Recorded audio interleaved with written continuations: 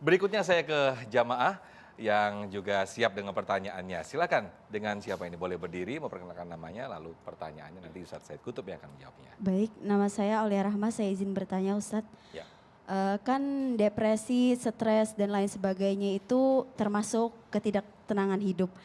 Jadi apa itu tanda kurangnya iman kita Ustadz? Terima kasih. Baik, silakan Ustadz. Masya Allah, ya mudah-mudahan kita dilindungi oleh Allah Subhanahu Wa Taala. Amin, amin. Hidup kita tenang, bahagia dunia akhirat. Jadi ada kisah itu orang Jepang, ya kan? Karena saking disiplinnya luar biasa, dia bunuh diri pun terjadwal dengan baik. Ya, misalnya jam 8 pagi jadwalnya ya. Kemudian dia mau berangkat, dia mau agendakan dirinya bunuh diri. Ya. Pada saat mau berangkat, mau bunuh diri ketemu dengan orang yang beriman, orang yang soleh. Anda mau kemana? Saya mau bunuh diri. Sebentar kita bicara, enggak saya nggak ada waktu, nanti saya terlambat bunuh dirinya. Ya. Nah ini, saking disiplinnya bunuh diri pun terjadwal dengan baik. Kemudian disampaikan kepada orang Jepang ini, ayo saya antar ke sebuah tempat. Akhirnya dia mau ikut sebentar, akhirnya dia duduklah di sebuah teras itu, duduk lama-lama tidur. Ya. Ternyata dibawa kemana? Ini tempat apa ini? Ternyata ini adalah masjid. Dia baru di pelatarannya, bayangkan coba. Dia baru di pelatarannya, dia bisa tidur. Permasalahannya di mana? Ternyata yang menyebabkan dia ingin bunuh diri selama kurang lebih sepekan 2 pekan itu dia nggak bisa tidur. Ternyata di masjid baru emperannya, ya di luar pelatarannya dia sudah bisa tidur. Masya Allah. Makanya jangan khawatir ya. Kalaupun kita kadang-kadang ya, kalau Jumat lagi khutbah itu berlangsung, jamaahnya insya Allah khusyuk ada yang lelah mungkin ya. Itu saking khusyuknya. Ini luar biasa keberkahannya. Ini dahsyatnya luar biasa. Akhirnya diajarkan Islam, dikenalkan Islam, apalagi sholat, ibadah.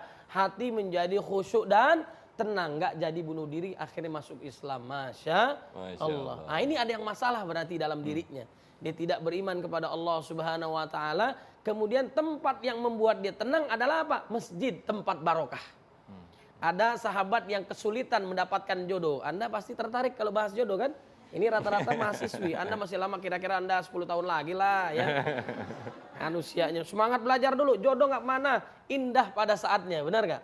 Melihat mahasiswa yang ganteng, kita berdoa, ya Allah semoga dekatkan. Iya. Semoga Allah mengetuk pintu hatimu untuk mengetuk pintu rumahku. Kan gitu ya. Pada saat diketuk pintu, yang dibuka pintunya debt collector ternyata. Yeah. Ya. Jadi jangan khawatir, ada sahabat yang fakir miskol, fakir kuota. Ya. Enggak, orang yang sulit, susah, mungkin strata sosialnya dibatasi dan sebagainya. Ternyata apa yang terjadi? Dia kesulitan mendapatkan jodoh. Akhirnya kata Nabi Muhammad SAW, Anda jangankan di akhirat. Dia kalau nanya, ya Rasul saya punya jodoh nggak di akhirat? Bukan di dunia, bukan. Di akhirat. Karena di dunia budak saja menolak tembakan dia. Benar nggak? Budak menembak, dilamar oleh dia nggak mau menolak, bayangkan.